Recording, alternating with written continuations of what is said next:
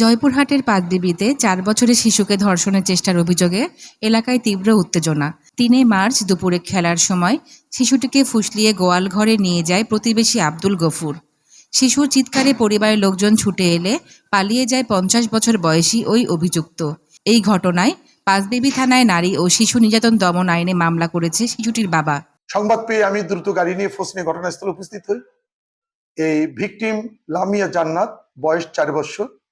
তার মায়ের সাথে কথা বলি, তার বাবার সাথে কথা বলি, আশপাশ লোকের সাথে কথা বলে জানতে পারি যে এই লামিয়া জান্নাত তার সহপাঠী জামিল 4 বছর তারা খেলাধুলো করছিল। প্রতিবেশী আসামি আব্দুল গফুর, বয়স 50।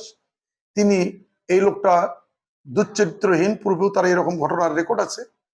সেই শিশু বাচ্চাকে পাশে ডেকে নিয়ে গিয়ে তার প্যান্ট খুলে ধর্ষণের চেষ্টা করার সময় মেয়েটা চিল্লান দেয়।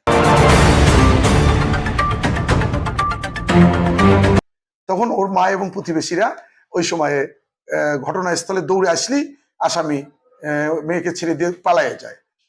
এরপরে আমাদেরকে সংবাদ দেওয়ার 1 ঘন্টা পরে আমরা সংবাদ দেওয়ার সঙ্গে সঙ্গে চলে যাই।